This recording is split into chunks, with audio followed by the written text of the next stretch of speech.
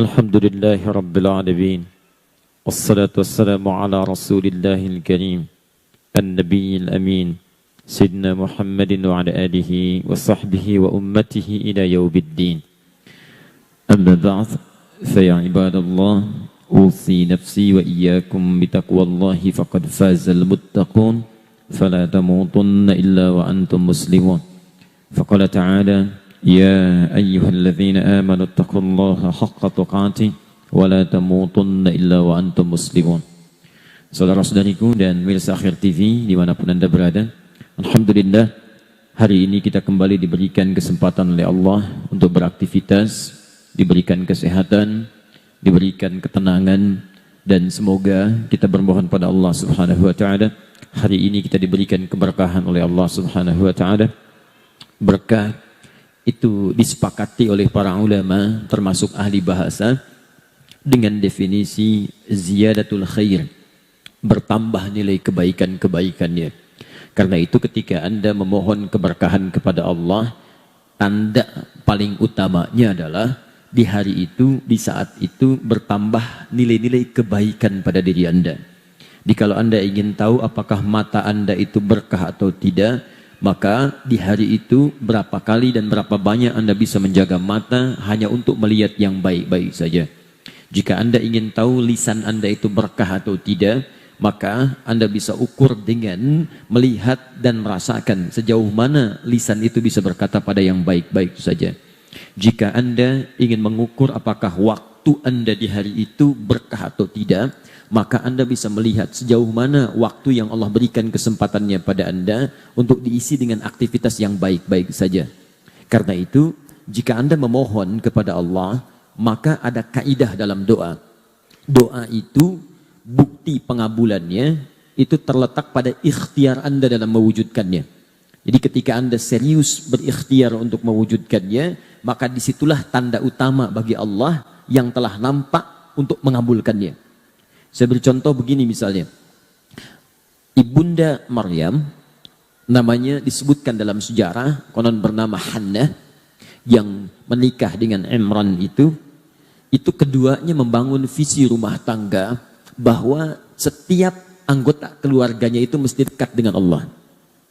Dan ketika istrinya mengandung, maka mereka berdua sepakat, ya anak ini yang dikandung oleh istrinya ini, itu harus menjadi anak yang sangat dekat hubungannya dengan Allah Subhanahu wa Ta'ala. Karena itulah mereka berdua membagi tugas. Suaminya mencari harta terbaik, yang paling halal, yang paling baik menurut Allah.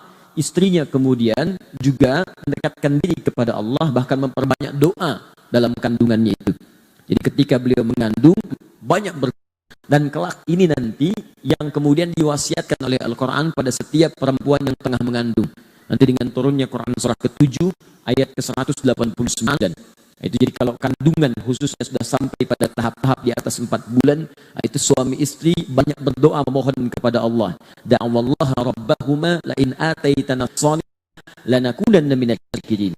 Duanya bermohon kepada Allah, sekiranya Allah anugerahkan keturunan yang saleh, maka kami akan sangat merasa bersyukur kepada Allah Subhanahu wa Ta'ala.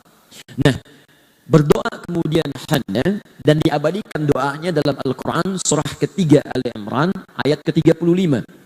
Idh qalat imra'atu Imran inni nadhartu laka ma fi batni muharrara. Ya Allah, dan kalimatnya saya bernazar untuk menjadikan anak yang saya kandung ini menjadi sosok yang sangat dekat denganmu. Saya ingin sekali anak ini ya Allah dekat denganmu.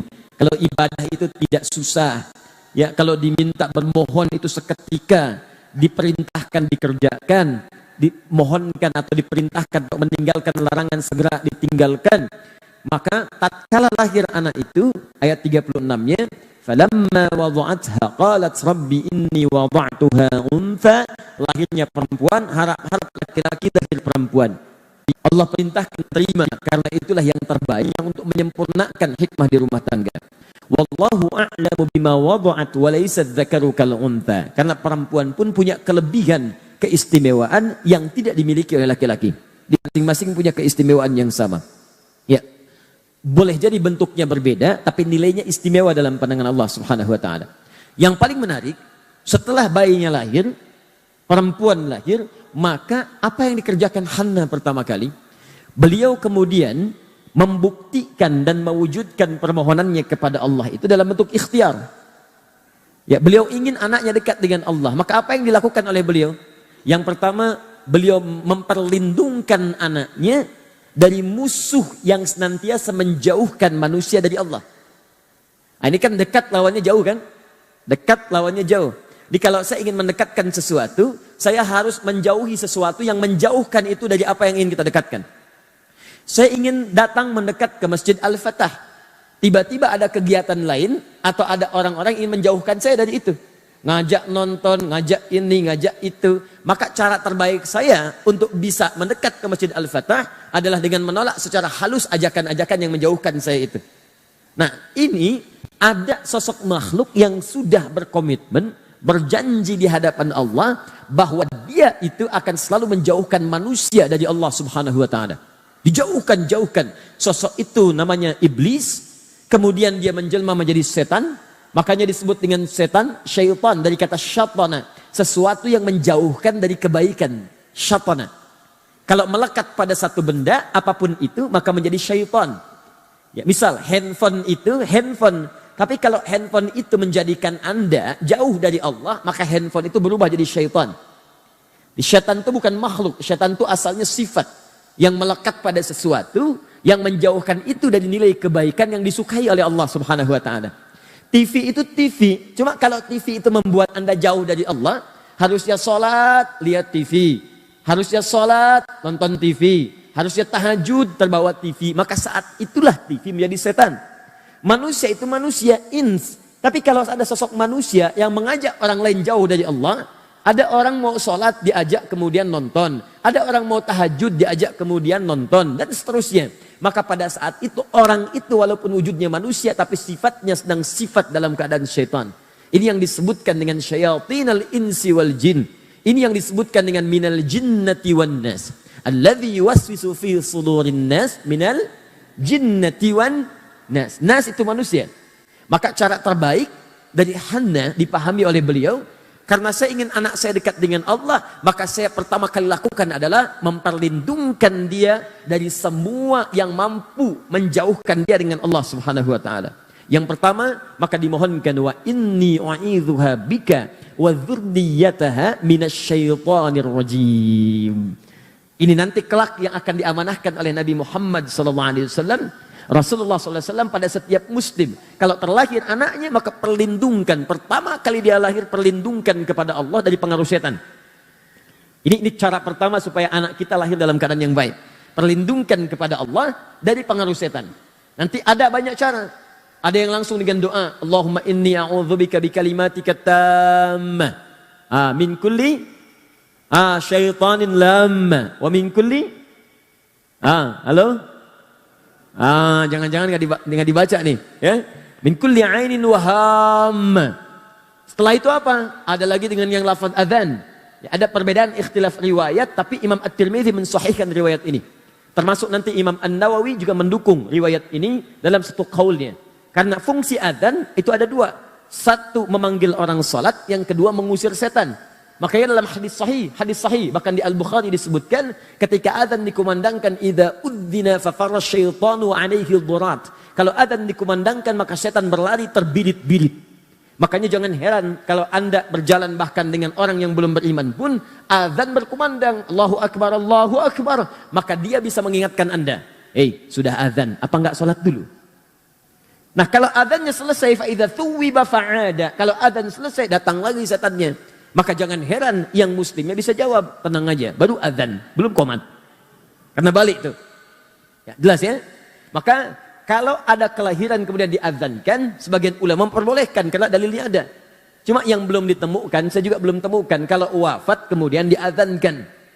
Nah, ini belum ditemukan. Di saya tidak terbiasa untuk menyalahkan orang, tapi kalau kita ada sesuatu kita tanya. Kalau tidak ada kemudian dasarnya kita tinggalkan. Kalau ada dan itu kuat kita amalkan, tidak ada masalah.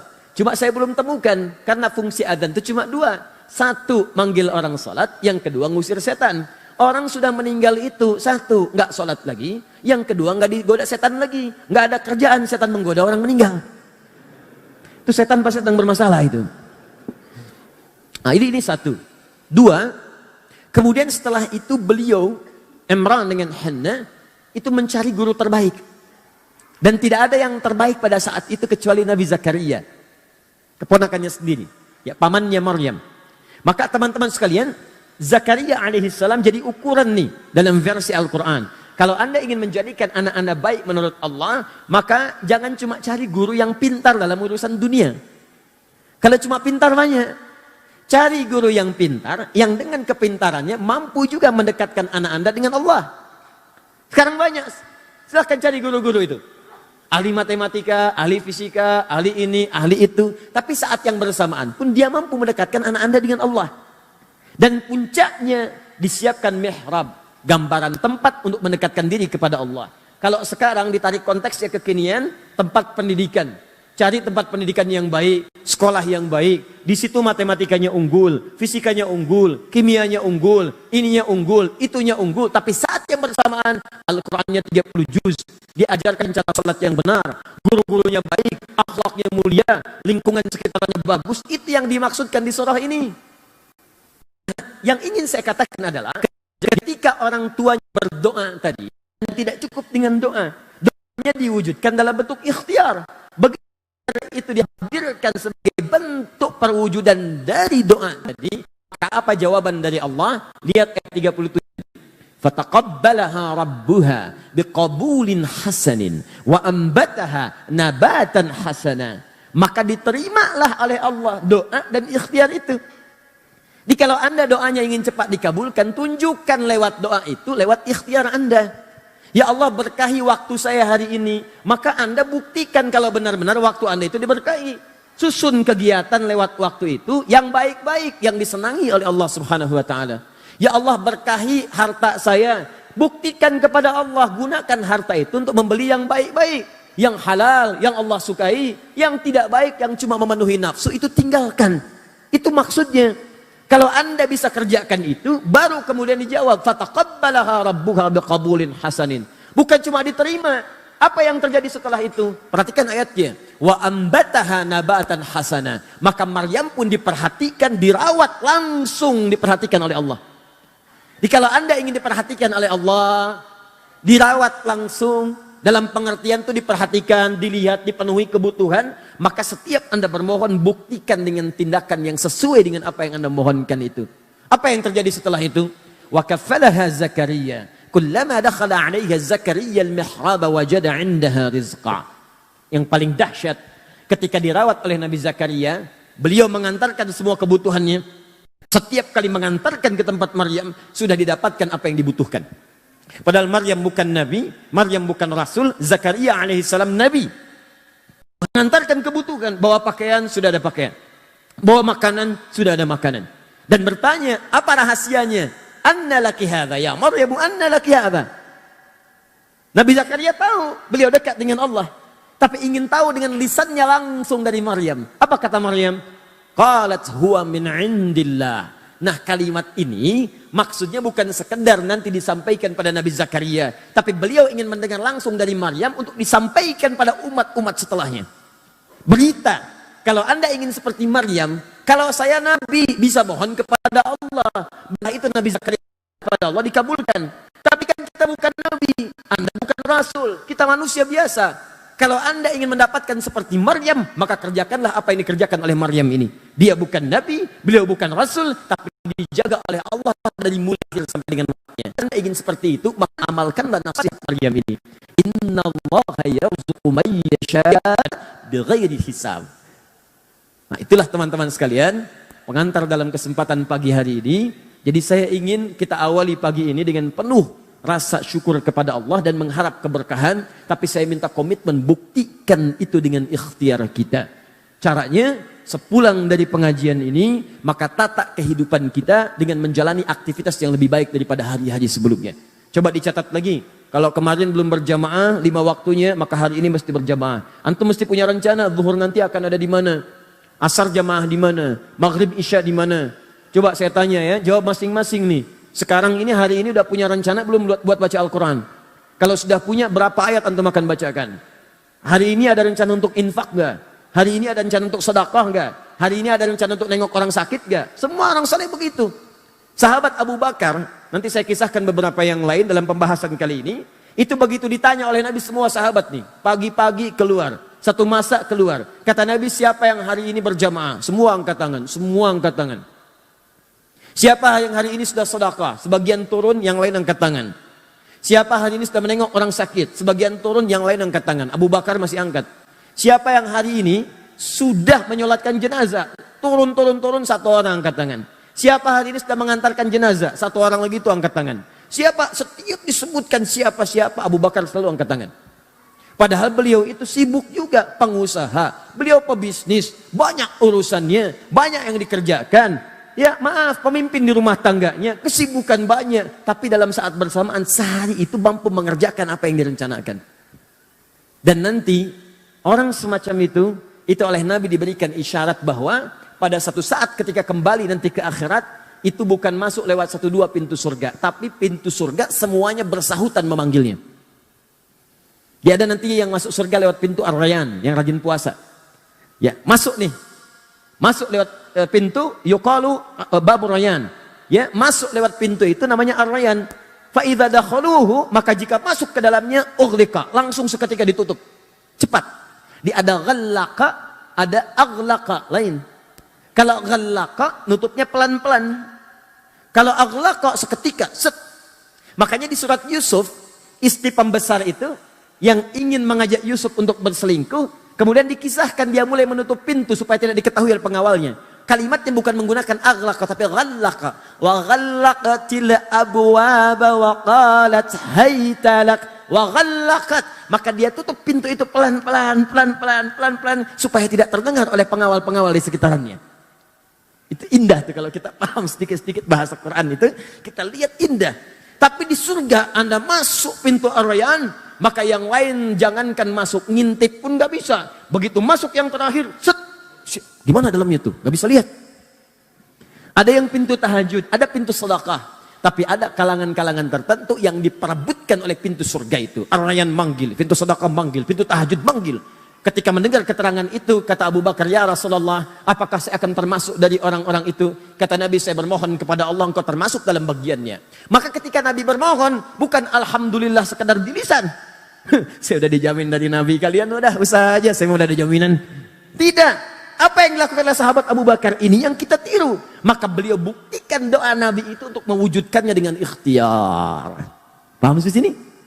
Nah, kalau sudah paham, kita sudah punya komitmen. Mari kita mulai dengan mengikhlaskan diri kita kepada Allah Subhanahu wa taala untuk melanjutkan tema kita pada kesempatan kali ini tentang ringkasan dari fitnah kubra dan dampaknya terhadap pengaruh dakwah khususnya dalam kekinian. Jadi yang tadi itu baru muqaddimah, ini materi utamanya. Bismillahirrahmanirrahim. Di tahun lalu, beberapa waktu yang lalu, di awal jumpa kita petakan materi yang dibahas di tempat ini tentang fiqh dakwah.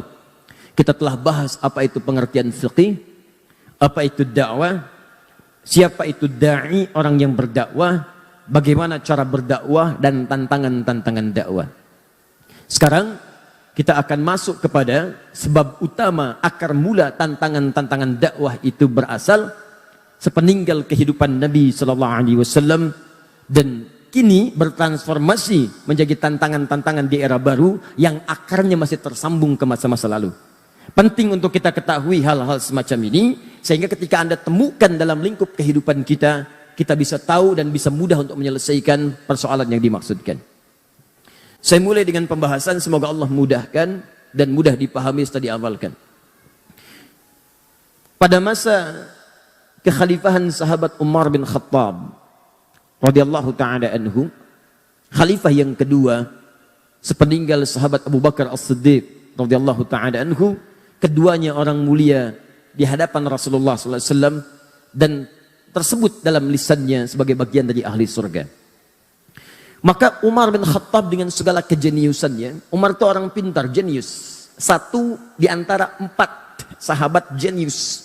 Selain nanti ada sahabat Ali bin Abi Thalib radhiyallahu taala anhu, ada sahabat Amr bin As radhiyallahu taala anhu, ada Ibnu Abbas radhiyallahu taala anhuma, juga ada Umar bin Khattab radhiyallahu taala anhu. Sampai-sampai seorang bernama Toha Hussein, ini orang-orang liberal di Mesir, pemikir, ahli bahasa, itu mengakui kejeniusan Umar sampai menuliskan satu kitab khusus membahas kejeniusan Umar bin Khattab. Namanya Abqariyatu Umar. Abqariyatu Umar. Maka Umar kemudian berinisiatif dengan berbagai hal yang sangat kreatif pada saat itu, termasuk memperluas wilayah-wilayah dan penyebaran dakwah Islam. Maka di masa Umar lah menyebar kemudian dakwah Islam yang saat diterima itu oleh masyarakat yang sangat luas, kemudian berbondong-bondong masuk Islam, dan dampaknya meluaslah wilayah-wilayah keislaman itu. Bahkan kemudian teman-teman, itu pendekatan sebelumnya di masa-masa kenabian sampai ke Abu Bakar, konon dalam riwayat yang valid juga dalam catatan buku sejarah sudah sampai juga ke Nusantara. Artinya saya ingin tunjukkan bahwa wilayah Islam pada saat itu sudah luas, melebihi Jazirah Arab. Luas, sampai juga menaklukkan, mengalahkan wilayah Persia. Nah biasanya ada kecenderungan kalau orang-orang sudah berada di atas, kemudian tersaingi oleh yang lainnya, maka suka ada perasaan-perasaan yang tadinya berada di atas, sekarang dikuasai oleh yang lain, maka setan masuk kemudian melalui perasaan itu, menghadirkan nilai-nilai seakan muncul iri hati, dengki, tidak puas, dan sebagainya. Ini biasa. Ada satu negara maju dikalahkan oleh tetangganya, tentu yang ini akan selalu ingin menyusul. Amerika di atas, Cina makin maju, Amerika nggak akan senang dengan Cina. Ya, Cina di bawah, Amerika maju, demikian seterusnya. Apalagi Indonesia yang maju, nggak akan ada yang senang dengan itu. Makanya mereka lihat kita ini potensinya banyak, sumber daya alam paling banyak di sini. Lempar tongkat jadi tanaman. Lihat batu luar biasa banyaknya. Ada yang warnanya emas kekuning-kuningan. Ada yang warnanya ini dan itu, dibuka potensi banyak, mineral tumpah. Sampai kemudian diancang-ancangkan oleh orang tua kita dari sejak dulu. Bikin di pasalnya, undang-undang itu pasal 33. Sampai dengan ayat ketiganya. Bumi, air dan segala isinya itu yang dikuasai oleh negara. Kenapa? Karena potensinya banyak. Nah kembalikan ke masa lalu. Maka dari situlah mulai muncul benih-benih ketidakpuasan. Bukan karena kinerjanya Umar bin Khattab, tapi karena perasaan iri dari nostalgia sebelumnya. Maka muncullah kemudian orang-orang yang datang dari wilayah-wilayah berbeda. Kemudian masuk Islam tapi tidak sempurna Islamnya. Berasal dari kalangan budak-budak yang mudah diperdaya. Singkatnya, terjadilah peristiwa kelam itu. Umar kemudian sedang menunaikan sholat. Sudah ditunggu oleh seorang budak yang bersembunyi dalam satu masjid. Kemarin saya tunjukkan pada teman-teman yang umrah di Masjid Nabawi. Di posisi itu Umar bin Khattab ditusuk berkali-kali. Jadi kalau anda masuk kemudian umrah ya, atau haji, saya bermohon pada Allah yang belum insya Allah disegerakan nanti, ya nabung ya. Nah itu, kalau sudah masuk Masjid Nabawi, antum masuk nih, saya bikinkan petanya gini dengan cepat ya. Bisa seperti ini. Ini bisa dari pintu 17 di sini. Ini ada bin Daud di sini, berang. Ke sebelah sini, ini Hotel Raudhah, Diyar. Sebelah sini ini pintu 22. Dengan cepatnya ke sini. Jadi di sini ada pintu juga Umar bin Khattab. Antum lurus sini. Ini di sini ada Raudhah, atasnya ada dom, kubah warna hijau. Kemudian ada wilayah ke sini. Ini yang karpet merah, ini karpet hijau, ini karpet merah. Karpet merah yang ada lampu-lampu manik-manik di atas. Ini luas pertama Masjid Nabi SAW segini. Cuma segini. Makanya nanti kalau antum keluar wilayah ini, atasnya ada kebuka atap. Yang ada payung, tidak ada atap langsung. Itu nanti di tembok ini, perhatikan dengan jeli sekali. Di tembok ini nanti ada tulisan yang mengisyaratkan inilah awal batas pertama Masjid Nabi dibangun. Yang menyebutkan nanti ayat Al-Quran tentang bagaimana cara pembangunan masjid. Lalu di bawahnya ada nanti nama-nama sahabat Nabi SAW. Ya.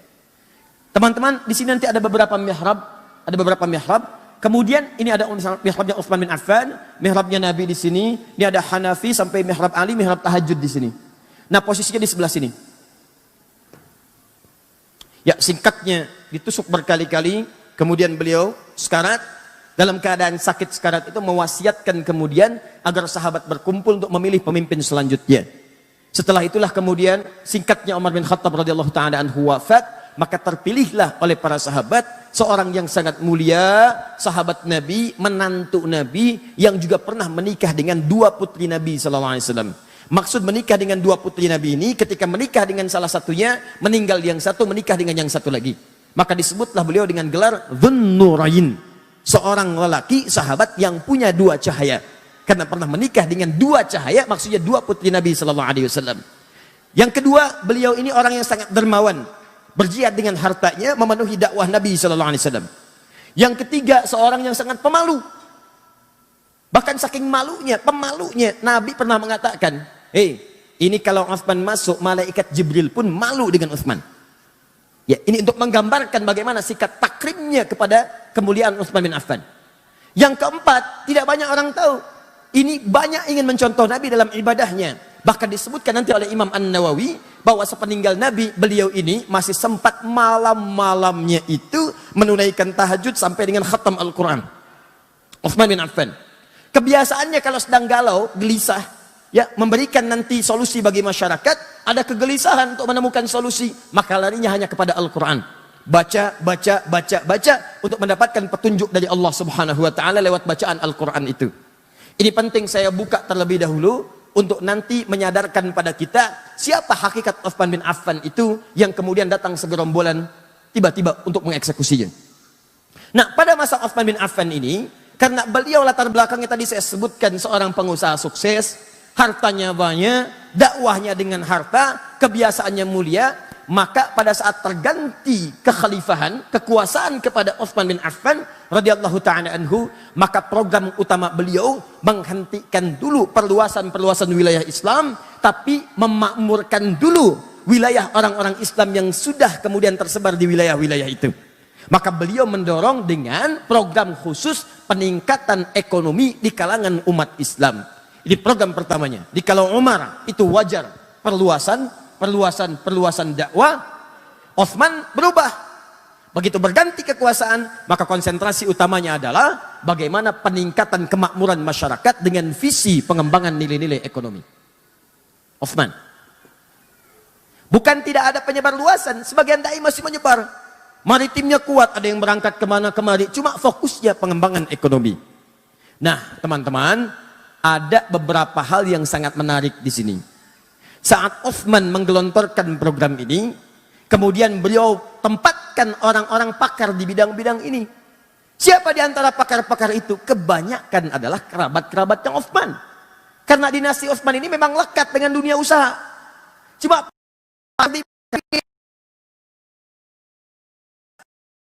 misalnya seorang menteri di bidang, atau saya tempatkan langsung di bidang misalnya untuk urusan perhubungan, bikin pesawat, bikin ini, Menristek, bisa ditempatkan Pak Habibie, tapi itu pun pintar juga, bahkan nilainya selalu sempurna, 10.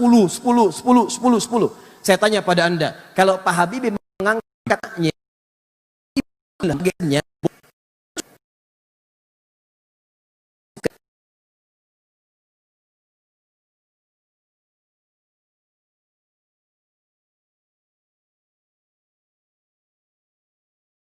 jelas sampai sini cara berpikirnya?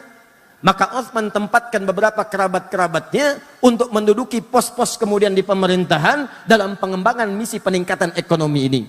Maka ada yang ditempatkan di Damaskus, ada yang ditempatkan wilayah-wilayah yang lain, tersebar semua, misi utamanya angkat perekonomian umat. Baik, sampai sini apa yang terjadi? Ketika diangkat dengan program ini, terjadilah dua hal kemudian yang itu dimanfaatkan nanti oleh seorang oknum untuk bisa mengangkat isu itu dan ditebarkan di tengah masyarakat muslim yang sudah meluas ini. Karena Utsman fokusnya pada peningkatan ekonomi, satu fokus lain belum terbahas. Apa itu? Bimbingan dan pendalaman orang yang sudah masuk Islam ini di wilayah-wilayah yang sudah luas itu. Sementara dai-dai belum mencukupinya untuk mengajarkan mereka sepenuhnya. Dan Utsman fokus pada pengembangan ekonomi dulu. Maka muncullah seseorang Yahudi yang dalam sejarah disebutkan pura-pura masuk Islam, dan dia mewarisi pemikiran kalangan-kalangan Yahudi tempo lalu yang punya kebiasaan yang sangat buruk, dan dengan kebiasaan ini bahkan pernah mengadu domba dua suku besar di Madinah Al-Munawwarah sampai mereka menumpahkan darah dan bermusuhan dalam tempo yang sangat panjang ratusan tahun. Saya mau flashback dulu ke belakang sebentar. Sebelum ada Madinah, itu tempatnya namanya Yathrib. Yathrib. Yathrib ini sebetulnya anak keturunan dari Nabi Nuh alaihissalam. Di generasi ke-6 ada yang menyebut generasi ke-8, Yathrib bin Nuh alaihissalam. Beliau yang pertama kali ketika menyebar anak-anak Nabi Nuh, setelah kemudian banjir bah menelan wilayah banyak bumi, tinggal kemudian generasi Nabi Nuh saja menyebar itu semua. Sebagian keturunannya ada datang ke satu wilayah yang kelak disebut wilayah itu dengan nama Yathrib. Jadi Yathrib ini dari keluarga Nabi Nuh berjalan menempati wilayah itu. Setelah menempati wilayah itu, datanglah kemudian generasi Mamalik. Mamalik ini punya kemampuan potensi dalam bidang pertanian dan perkebunan. Maka dikembangkan di wilayah itu. Terkenalah Yathrib dengan wilayah yang bisa menghasilkan nilai-nilai pertanian dan perkebunan. Lalu setelah itu, nah ini yang mau saya katakan. Datanglah sekelompok Yahudi, minta suaka ke wilayah itu. Setelah diusir di wilayah tempat lain, dan ditindas oleh raja-raja setempat karena perilaku yang tidak menyenangkan. Maka diterima di situ, diberikan perlindungan, diberikan kemudian hak untuk bekerja sampai mereka maju. Saat merasa tenang itulah mereka mengundang 3 klan Yahudi yang lain, 3 suku-suku besar yang lain yang dikenal dengan suku-suku Yahudi yang sangat juga ekstrim pada saat itu. Siapakah 3 suku ini? Ada Bani Qainuqa, ada Bani Nadir, ada Bani Quraidah. Itu 3 suku Yahudi yang sangat besar pada saat itu. Datang kemudian, ini perhatikan baik-baik ya. Nanti saya ingin katakan pola semacam ini itu yang terus diwariskan sampai dengan kekinian. Di Yahudi itu kalau sudah menempati satu wilayah, maka dia akan ajak teman-teman yang lain masuk. Celakanya nanti kalau sudah masuk, yang di dalam diusir. Ini yang terjadi seperti Palestina kekinian. Maka tarik datang 3 suku besar ini. Sama juga ketika mereka masuk, mereka kembangkan sampai ke bagian-bagian industri, buat ini, buat itu dan sebagainya. Qadarallah, beberapa masa setelahnya datang pula 2 suku besar dari Yaman dikenal dengan Aus dan Khazraj. Datang ke wilayah itu, ke Yathrib. Mereka kemudian sama punya keahlian dalam bidang berdagang. Masuk, dagang, bahkan tadinya ikut ke perdagangan Yahudi. Mereka kembangkan sampai kemudian maju. Saat maju itulah mereka merasa tidak boleh ini menyaingi kami. Ini yang disebutkan dalam Al-Quran, watak semacam ini nanti akan saya bawa ke dunia kekinian. Dalilnya Quran surah kedua ayat 120, paling kanan sebelah atas. Saya tulis dulu ya. Quran surah kedua ayat 120. Saya agak pelankan sebentar. Walan tarda ankal yahudu walan nasara hatta tattabi'a millatahum. Perhatikan baik-baik. Walan tarda, untuk Yahudi menggunakan lan. Saya hapus dulu. Masya Allah, tahun sudah berganti, aktivitas masih sama. Sudah selesai. Enggak.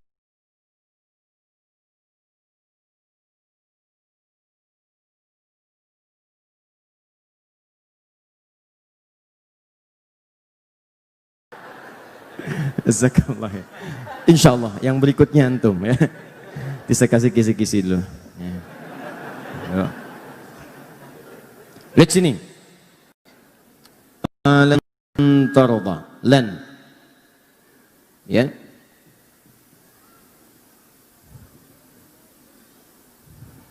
Tarda. Perhatikan. Ankal yahudu.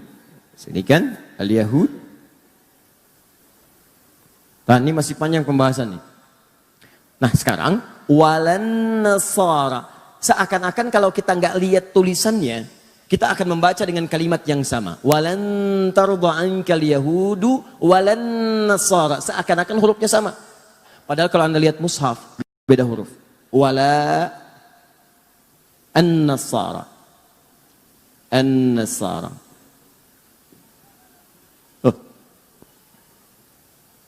Hatta tattabi'a millatahum. Millah. Ini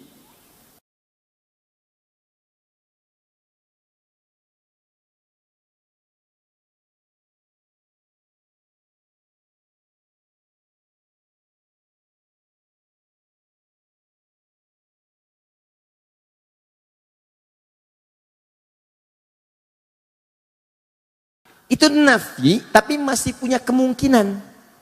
Bisa naksi, bisa nahi. Tidak, tapi masih ada peluang. Saya ulang ya. Kalau lan, harfun nafyin wastiqbalin. Huruf yang menafikan sesuatu sampai kapanpun. Istiqbal. Tapi kalau la, harfun nafyin saja. Tidak ada istiqbal.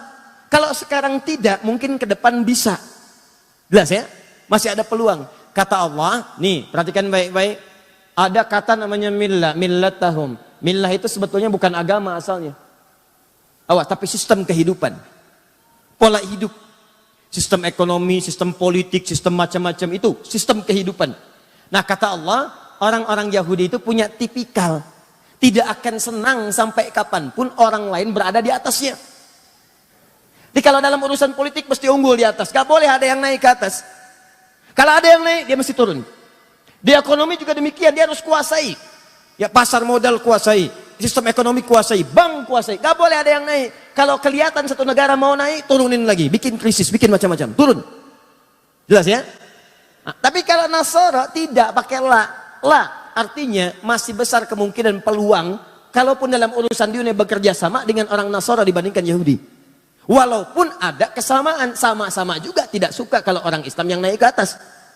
Jelas ya? Nah, simpan ayat ini, saya mau kembalikan kepada persoalan tadi. Maka di masa itulah kemudian, tidak senang ada Aus dan Khazraj naik ke atas, maka apa yang terjadi? Pertama mereka bikin perjanjian. Perhatikan baik-baik nih. Ini nanti akan dibawa sampai ke Nusantara. Ayo perjanjian damai, Pangeran Diponegoro dipanggil, begitu datang ditangkap. Nih perhatikan nih, asalnya dari sini. Ini akar mulanya nih. Datang kemudian dituliskan perjanjian. Begitu selesai dituliskan perjanjian, kita harus bersama-sama menjaga Yathrib.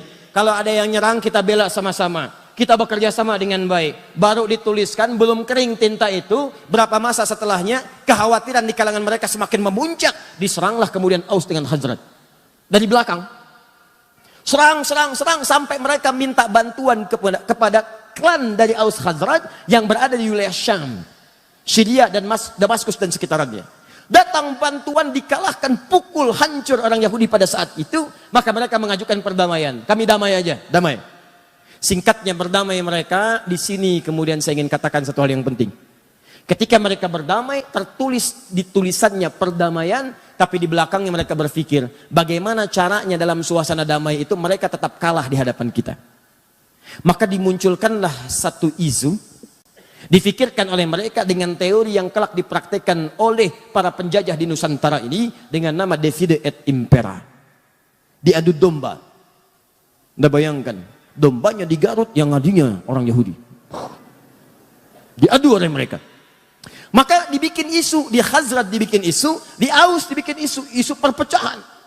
Saling serang akhirnya, dari situ tumpahlah permusuhan besar sampai bertahun-tahun, puluhan tahun terus antar generasi. Kalau ada satu luka di Aus, mesti luka di Khazraj. Kalaupun lukanya mungkin cuma kepleset di jalan Aus, di sana pun mesti luka juga. Di istilahnya kalau di sini ada yang kepleset, sana harus kepleset juga. Di sini ada yang meninggal, sana meninggal juga. Sampai kira-kira berlangsung cukup lama, mereka bosan, mereka sadar kita sedang dikerjai ini oleh sosok-sosok yang tak nampak. Maka mereka putuskan kita harus punya satu pemimpin yang dengan pemimpin itu bisa mendamaikan kita semua. Maka mereka lihat kriterianya hampir ditemukan pada seorang bernama Abdullah bin Ubay bin Salul. Begitu mereka lihat di kriterianya ada nih. Tapi takdir Allah menetapkan lain. Di tahun itu ketika mereka akan merekomendasikan Abdullah bin Ubay bin Salul, sekelompok dari mereka pergi ke Mekah. Untuk datang, sebagian berniaga, sebagian menunaikan haji. Bertemulah dengan sosok mulia Nabi Muhammad SAW. Berbaiat kepada Nabi, disampaikan infonya ke suku mereka. Begitu disampaikan, dikirim utusan yang kedua. Nanti ada baiat kepada Nabi, ada baiat Ridwan dan seterusnya. Maka mereka mengatakan, kami sudah merindukan engkau datang ke Madinah. Datanglah ke Madinah, maka kami akan angkat engkau sebagai seorang pemimpin. Singkatnya terjadi peristiwa hijrah dengan sahabat Abu Bakar. Sampai kemudian ke Yathrib. Datang ke Yathrib, belum jadi Madinah pada saat itu. Sampai datang itulah kemudian kotaknya berubah, kemudian ditata oleh Nabi dari Yathrib masih terbelakang, masih banyak yang kotor, tata di suasana yang rapi, bersih. Sesuatu yang tertata, rapi, bersih dalam daerah dikenal dengan nama Madinah. Muncul cahaya-cahaya kebaikan. Ya, semua perilakunya bagus, auratnya bagus. Sesuatu yang muncul dengan cahaya kebaikan disebut dengan munawwarah. Maka berubahlah kota itu menjadi Al-Madinah Al-Munawwarah. Alih-alih diangkat Abdullah bin Ubay bin Salul, diangkatlah Nabi Muhammad sallallahu alaihi wasallam. Inilah asal mula dendam Abdullah bin Ubay bin Salul kepada Nabi sampai jadi orang tokoh paling munafik yang diabadikan dalam Al-Quran. Yang mau saya ceritakan, generasi tadi orang-orang Yahudi yang nanti membuat keonaran di masa Nabi, sifatnya diwariskan pada generasi setelahnya. Sifat adu dombanya yang Aus dengan Khazraj tadi diselesaikan oleh Nabi, selesai. Itu diwariskan lagi pada generasi setelahnya. Begitu Nabi SAW wafat, maka mereka menyebar. Ada yang pura-pura masuk Islam, ada yang memprovokasi. Tidak sedikit juga yang baik-baik, Pak. Jadi Yahudi itu nggak semuanya buruk. Ada yang baik, ada yang bagus keislamannya, tapi ada yang terwarisi oleh sifat-sifat keburukan sebelumnya. Siapa di antaranya? Abdullah bin Saba. Abdullah bin Saba. Awas, kita sedang berbicara sejarah ilmiah nih. Dan tidak menyoal kalangan atau manapun. Ya. Dikala nanti ada yang keberatan, duduk kita diskusi. Dan kita buka fakta sejarahnya. Sepakat ya? Nah, lihat sini. Ini di antara tokoh Yahudi yang konon disebutkan dalam sejarah pura-pura masuk Islam. Dan ini salah satu sosok yang terwarisi oleh tipikal buruk Yahudi-Yahudi sebelumnya. Padahal Nabi sudah obati itu. Aus Hazrat saya persaudarakan kata Nabi. Yahudi-Yahudi yang lain silahkan boleh tinggal. Kita berniaga dudukan bikin piagam Madinah. Tapi apa yang terjadi? Ada yang berkhianat. Suku-suku yang 3 tadi saya sebutkan tadi berkhianat. Menyalahi kesepakatan. Bahkan ada yang hendak membunuh Nabi. Apa yang Nabi lakukan? Allahu Akbar. Yang sudah buruk tak terobati maka dihukum dengan hukum negara. Hukum eksekusi. Yang lain keluar. Mereka keluar diusir dari Madinah. Bukan karena Nabi yang usir. Karena perilaku mereka sendiri. Sebelum ke Madinah itu tidak pada diusir. Usir ini, diusir ini, diusir. Ditanggung di Madinah, diperbaiki. Diberikan pelayanan yang bagus. Cuman berbuat onar juga. Maka dikeluarkan karena perjanjian yang sudah dibuat. Nah itu ketika menyebar keturunannya, menyebar sifat-sifatnya. Maka diantaranya tertularkanlah kepada sosok ini. Ini eksis di zaman sahabat Uthman bin Affan radhiyallahu ta'ala anhu. Ketika Uthman menunjuk kerabat-kerabatnya yang pakar-pakar di bidang ekonomi itu menempati pos-posnya, maka orang ini bergerilya langsung masuk bukan di wilayah Madinah. Karena kenal Madinah itu. Orang Madinah semua kenal Uthman. Uthman itu orang baik, gak mungkin nepotisme, gak mungkin milih yang salah dan sebagainya. Maka dia masuk ke wilayah yang sulit dijangkau pada saat itu untuk memberikan informasi yang cepat. Datanglah dia ke Mesir di Afrika Utara. Dari Mesir. Mesir itu bukan Arab ya, secara geografis. Mesir itu Afrika Utara. Cuma bahasanya bahasa Arab. Secara kebahasaan disebut negara Arab. Tapi secara geografis disebut dengan Afrika Utara. Masuk wilayah Afrika Utara. Sama dengan Libya, Tunisia, Maroko, Aljazair itu wilayah Afrika Utara. Maka dia datang ke Mesir. Apa yang dia katakan di Mesir? Dia sebarkan isu bahwa khalifah saat ini satu telah melakukan nepotisme. Nepotisme. Dia pilih kalangan dari kerabat-kerabatnya saja. Tahan sebentar. Tahan. Sesuatu yang dituduhkan kepada orang lain dan itu tidak nyata, maka dalam bahasa Al-Quran itu disebut dengan fitnah namanya. Jelas?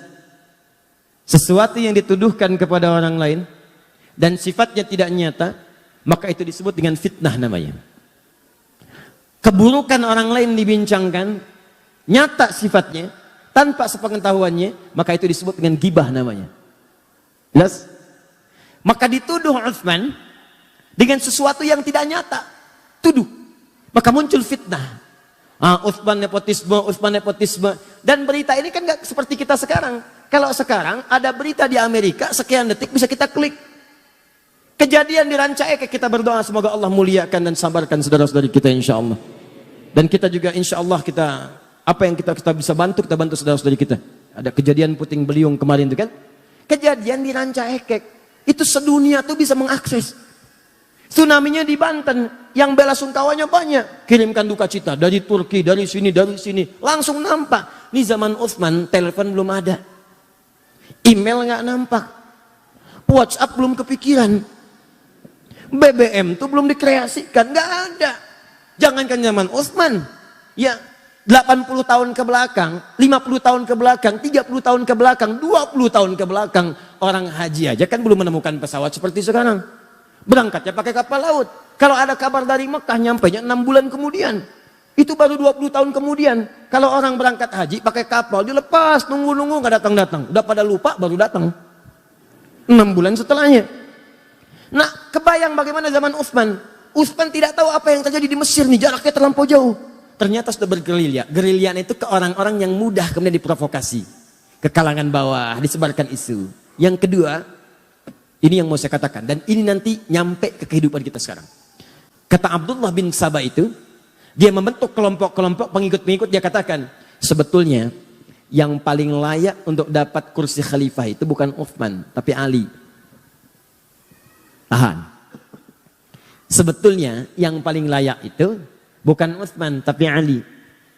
Coba lihat. Nabi Isa saja, Nabi Isa dikatakan naik ke langit, wafat, akan turun. Apalagi Nabi Muhammad. Nabi Muhammad kan yang paling mulia.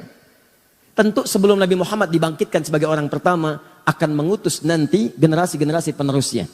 Sebagai wakil dari ajaran-ajaran Nabi. Itu yang akan membimbing. Maka dihembuskanlah.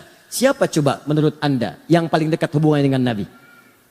Maka dilihat, ini kan yang paling pertama masuk Islam dari kalangan pemuda yang paling baik, Ali. Ali itu termasuk keluarga juga, bahkan anak dari pamannya, bahkan menantu Nabi juga, anaknya jenius, pemuda yang paling hebat. Teman-teman sekalian, itu orang daerah, orang kampung yang tidak tahu info. Utsman juga mulia, menikah dengan tadi 2 putri Nabi, dimuliakan oleh Nabi, disebut ahli surga. Bahkan satu masa ketika Utsman akan masuk ke satu kebun, riwayat Abu Musa al-Ash'ari, kata Abu Musa al-Ash'ari, saya minta izin dulu pada Nabi. Kata Nabi, persilahkan dia masuk, akan masuk seorang ahli surga yang diuji dengan musibah. Seorang ahli surga diuji dengan musibah. Nah, info-info ini nggak banyak nyampe, masuk ke kalangan bawah, diprovokasi. Yang bagus tuh Ali, yang hebat Ali dan sebagainya. Padahal dua-duanya mulia. Maka orang-orang awam ini mudah kemudian disulut, masuk ke kelompok Abdullah bin Sabah, maka dikenal dengan pengikut Sabah, namanya Sabaiyah. Abdullah bin Sabah dikenal dengan Sabaiyah. Saya agak cepat sedikit ya, mohon maaf karena waktu kita itu sangat singkat. Tahan. Maka terkumpul di wilayah Mesir.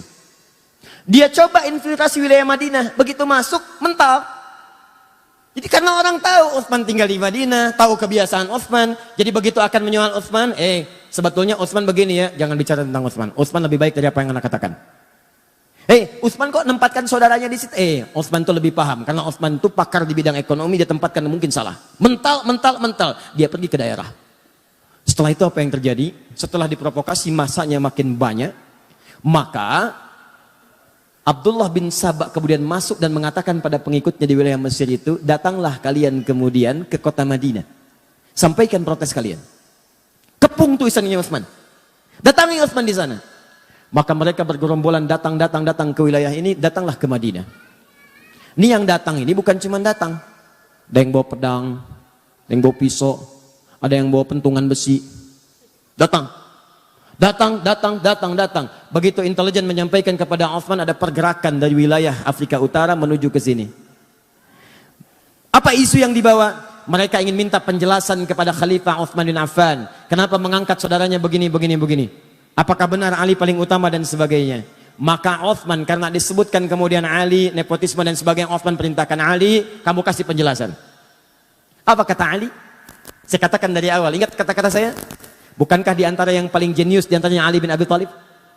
Ali mengatakan kepada Utsman kurang lebih bahasanya, ya Khalifah, akan lebih baik kalau Anda langsung yang menemui rakyat menjelaskan. Kalau saya jelaskan bisa, tapi tingkat kepuasannya berbeda. Kalau orang datang ke istana, ke pusat kekuasaan, maka Ali menyampaikan satu pendapat yang sangat brilian, dan ini warisan dari Nabi SAW.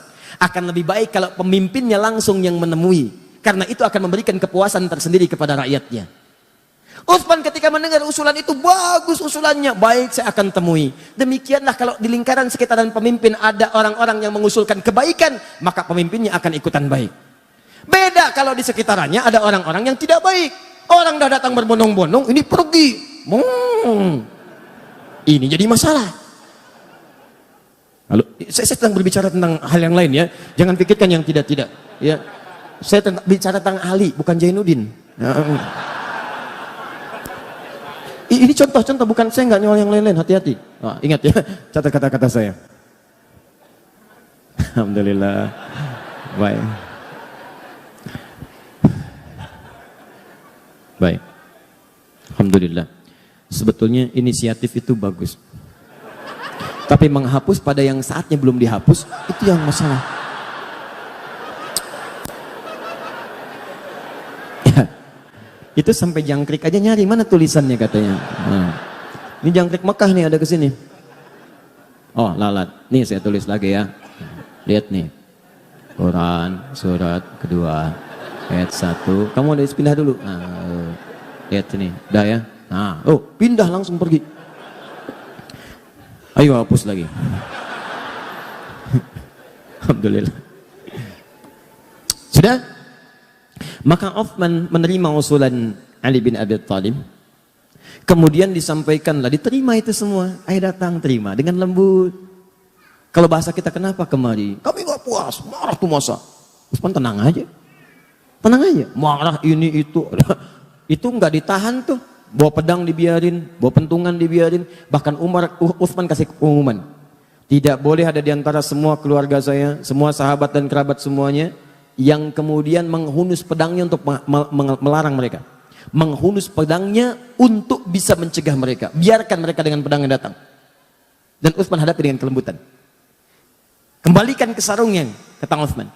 Maka Ali tidak mengeluarkan. Bahkan berkomentar, kalau saya ingin sekali jadi pembela Uthman pada saat itu, tapi kalau saya keluarkan, maka saya jadi orang pertama yang bermaksiat pada pemimpin saya. Maka semua taat kepada pemimpinnya, sarungkan, masukkan kembali, biarkan mereka datang. Maka semua menunggu. Dan Uthman meminta, semua kerabat-kerabat yang ada dekat saya, pulang kalian ke rumah. Pulang. Karena yang akan diminta pertanggungjawaban saya oleh Allah, maka saya akan hadapi. Semua diminta pulang. Sebab Uthman ingin menunjukkan bahwa persoalan kebijakan ditanya, saya jelaskan sendiri. Dan supaya tidak terkesan bahwa Uthman itu beraninya kalau cuma ada teman-teman di sampingnya. Maka diminta pulang, tinggal keluarga intinya saya di istana. Datanglah orang-orang itu dengan jumlah yang sangat banyak, bahkan di riwayat disebutkan melebihi jumlah sahabat yang memang pada saat itu sudah ada di lingkarannya. Datang mereka, apa kata Uthman? Setiap ditanya, jawab. Setiap ditanya, jawab. Teman-teman, yang paling menarik, terpuaskanlah orang-orang ini dengan jawaban Uthman sampai mereka memutuskan untuk kembali ke Mesir. Tapi apa yang Anda tidak ketahui adalah, begitu Uthman melakukan dialog dengan masyarakat tadi, Abdullah bin Sabah mengintai apa yang dijawab oleh Uthman. Begitu melihat tanda-tanda orang-orang ini puas dengan jawaban Uthman, maka dia pergi lagi ke kerabat Uthman bernama Marwan bin Hakam. Dia sampaikan, ada orang-orang yang berniat memang mencelakai Uthman. Tuh lihat, datangnya aja bawa pedang. Datangnya bawa besi. Datangnya bawa pisau. Maka tolong kamu buatkan memo, dituliskan di kopnya, kop pemerintahan. Kop khusus untuk Uthman. Karena ini keluarga kerabat tidak tahu nih. Dan belum sempat klarifikasi ke Uthman, karena tempatnya berbeda. Datang cepat tuh. Marwan kerabat, orangnya baik juga. Maka apa yang terjadi? Dituliskan di situ. Perintahkan kepada gubernur Mesir, ketika mereka datang sampai sana, tolong hukum mereka, karena mereka berniat untuk mencelakai khalifah. Apa yang terjadi? Orang-orang ini kembali kemudian ke Mesir, dengan perasaan yang sudah puas dengan jawaban Uthman bin Affan. Tapi di perjalanan, mereka dibisikin lagi oleh Abdullah bin Sabah. Tahukah kalian buruknya Uthman bin Affan? Uthman itu beda dengan Ali. Uthman itu kalau di depan bilangnya A, di belakang bisa B. Kalau nggak percaya, kalian dititipin surat kan? Masa lihat? Oh ternyata ada satu kelihatan bawa surat. Begitu kelihatan, coba buka suratnya. Mungkin buruk untuk kalian. Begitu dibuka, terbukalah kemudian di situ perintah untuk mengeksekusi orang-orang ini karena mencoba untuk membunuh khalifah. Maka mereka marah. Dikira Uthman yang melakukan tipu daya. Maka datang mereka kembali mengepung langsung tanpa bicara, tanpa apa-apa. Uthman kamu penipu, Uthman kamu pembohong. Datang langsung merangsek, jumlahnya cukup banyak. Kembali ke istana. Begitu Uthman mendengar teriakan-teriakan itu, Uthman mengatakan, aku tidak pernah menulis itu. Kamu pembohong, kamu ini. Orang marah pak. Orang marah mah dikasih Indomie juga gak akan berhenti marahnya. Oh ini itu. Bohong kamu, bohong ini, bohong itu. Tadi saya katakan dari awal, Uthman punya kebiasaan apa kalau sedang gelisah? Baca Al-Quran. Maka masuklah beliau kemudian ke ruangannya. Baca Al-Quran. Apa yang dibaca sampai juga dengan ke Ali Imran ayat 173 dibaca, itu indah sekali maknanya. Sampai terus dibaca. Ada yang menyebutkan riwayat bahwa beliau kemudian ketiduran. Saat sedang tiduran bermimpi bertemu dengan Nabi SAW. Dengan Umar, dengan Abu Bakar As-Siddiq radhiyallahu ta'ala anhuma.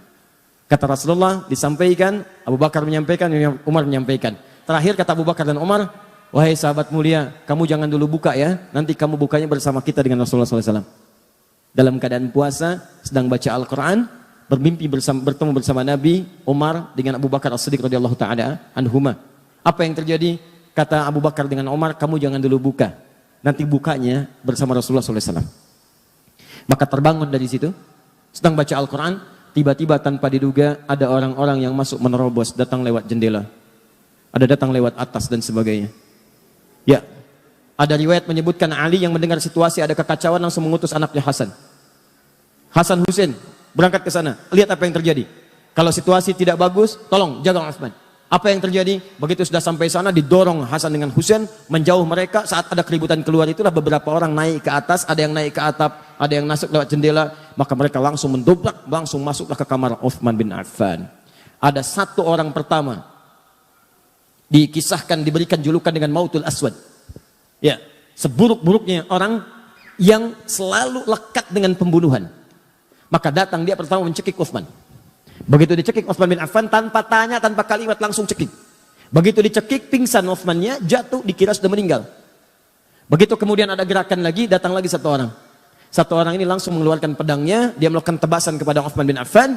Ya, lalu Utsman mengatakan, inilah darah pertama yang menghadirkan pembunuhan. Maka saat itu datang lagi yang lain menghantam. Gak terima dengan perkataan Utsman. Datang yang satu lagi, apa yang dia lakukan? Allahu Akbar. Maka orang ini mengeluarkan besi tadi yang saya katakan, potongan besi, maka ditusukkan. Ada yang mengatakan tusuk dari depan sampai tembus belakang. Dan dari nyanggutnya. Sampai kemudian ada yang merasa bersalah, dia pergi. Ada satu lagi setelah dalam keadaan sekarat demikian, dihalangi oleh salah satu saudari pada saat itu. Kemudian dilewati juga, ada yang lompat langsung ke dadanya Utsman bin Affan.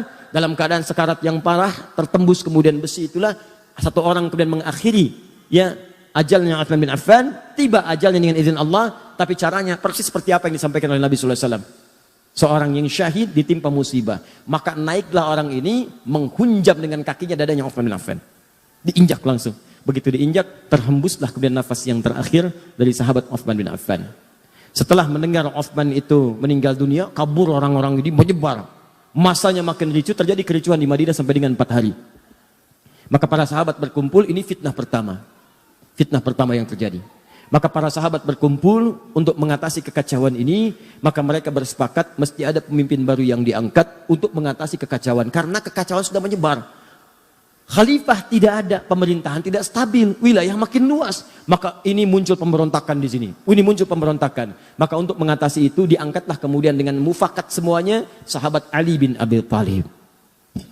Perhatikan apa yang dikerjakan oleh Abdullah bin Sabah. Begitu Ali diangkat, dia gerilya lagi. Ini yang kita nantikan. Ini yang paling hebat. Saat yang bersamaan, dia juga masuk ke wilayah-wilayah sahabat-sahabat dari keluarga Utsman bin Affan, Bani Umayyah. Di Bani Umayyah itu siapa saja? Banyak. Ada Muawiyah, ada Amr bin As, ada yang jadi gubernur di Damaskus di Syria. Masuk info pelan-pelan dari bawah. Kalau Ali sengaja tidak menolong Utsman supaya Utsman cepat meninggal dan digantikan oleh Ali bin Abi Thalib. Masuk fitnah lagi. Tuh lihat bagaimana hembusannya tidak berhenti sampai di situ. Begitu wafat diangkat Ali sibuk menyelesaikan pemberontakan. Padamkan ini, padamkan itu, padamkan ini. Sementara Abdullah bin Sabah melihat seperti itu, dia melihat, ini kalau begini terus peluang saya habis dengan kelompok-kelompok saya. Maka dia masuklah kemudian lewat orang-orang terdekat dari kalangan sahabat, termasuk istri Nabi SAW, Sayyidah Aisyah. Dia masuk ke Talha radhiyallahu ta'ala anhu. Dia masuk ke Zubair, itu Zubair radhiyallahu ta'ala anhu. Masuk ke wilayah sahabat. Terutama masuk ke wilayah sahabat yang dekat hubungannya dengan Utsman bin Affan, klan Utsman, sampai ke Bani Umayyah. Mereka katakan, perhatikan tuh, Ali itu memang benar-benar sibuk dengan kekuasaan sampai lupa menghukum kisos orang yang telah membunuh Utsman bin Affan. Sebetulnya masalah gampang, kalau ini dikisos selesai masalah. Tuh lihat cara berpikirnya. Padahal pemberontakan itu sudah banyak pada saat itu. Maka ketika infiltrasi yang buruk ini masuk, disebarkan isu, maka menyebar kemudian. Jadi panaslah kalangan-kalangan itu. Datanglah perwakilan mereka kepada Ali bin Abi Thalib, mengatakan, Ali, ini sudah berlalu, kenapa belum dikisos mereka? Kata Ali, sebentar. Ini kan yang datang masa. Masa ini harus diteliti satu-satu. Harus ada bukti yang jelas. Berikan saya waktu. Begitu menyampaikan demikian, tak puas semua. Nggak bisa, ini nggak bisa. Disulut lagi dari bawah. Sampai terjadi kemudian perang Jamal. Perang unta. Diprovokasi, masuk kemudian ke lingkungan para sahabat yang lainnya. Ingat teman-teman sekalian, para sahabat itu mulia, udul. Jangan katakan apakah para sahabat mudah terprovokasi, bukan. Karena cara pandang sahabat bukan provokasinya. Cara pandang sahabat pada hukumnya.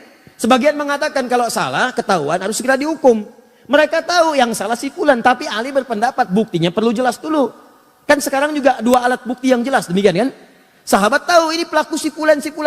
Cuma Ali perkenankan saya mengumpulkan bukti dulu.